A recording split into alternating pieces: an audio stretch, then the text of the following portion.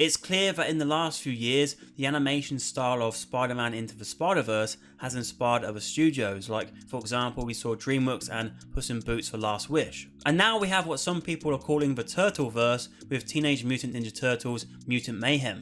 Now, although the animation style is similar to Spider-Verse, it still does inject its own artistic flair, and I think that is fitting considering who the Turtles are named after. With Mutant Mayhem, I think it is a good starting point for newcomers of the series because it does go through the backstory of the Turtles, shows how they got their mutant powers, and also shows how they ended up having a dad in the form of Splinter the Rat. And if you just take that part of the film alone, it's better than anything we saw in the 2014 and 2016 live action movies, which were completely forgettable. I mean, I remember Megan Fox, and I think that's about it, because they were really bad. Oh, it's bad. Excuse me, kids, I need to run. Ow! Unlike in those films, the Teenage Mutant Ninja Turtles here are voiced by teenagers, and I did enjoy their camaraderie and their banter, but what I will say is that some of the terms and some of the phrases they said are very much of what teenagers will say these days, and so it can make you feel quite old because it has been some time now since I was a teenager, you know.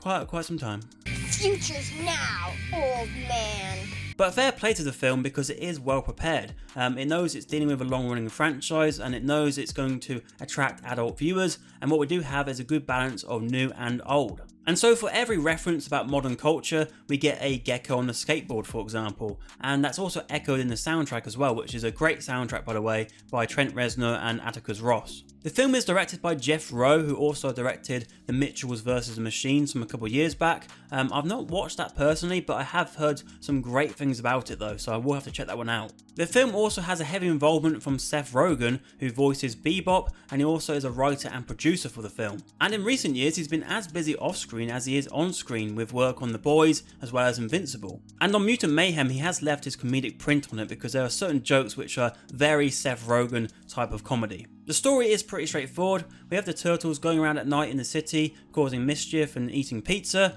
and then they eventually do come across April O'Neil. Now, I'm not a massive TMNT fan, so I'm not sure how the other April O'Neils were in the past, but this version we got here is very different from the one we saw in the live action films of Megan Fox. And I did like what they did with this character in terms of her having stage fright, and she did seem to gel well with the group. But my favourite character in the film is Splinter, who's voiced by Jackie Chan.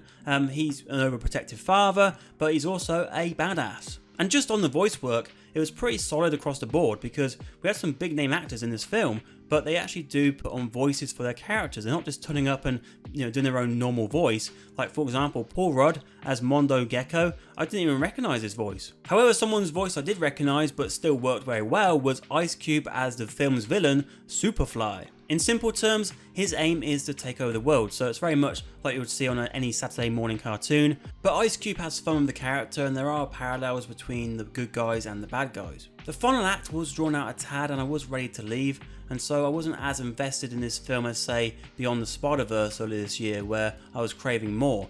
Because it was always on the edge of getting me fully invested, but it never quite got there. The film shares similar themes with X-Men in terms of mutants versus humans, and there's plenty of mutant characters for people to enjoy, with some only getting a handful of lines, but as we've seen in the past, that doesn't stop characters being popular. Just look at Boba Fett. I think overall Mutant Mayhem could have been a bit funnier and it was over-reliant on those references, but for around 90 minutes it's a great option for families this summer, and like Home Alone and Christmas, this seems like the perfect time for it to come out, and I think kids will ultimately have fun with it. And for what is teased in the mid-credit scene, this could be one of those situations where the sequel outdoes the original now that the foundation has been set. So yeah, pretty solid animated film this one, but let me know your thoughts on the film in the comments below. And if you want to watch another review, on screen is one which YouTube are recommending for you. And now, I'm gonna go and eat a pizza.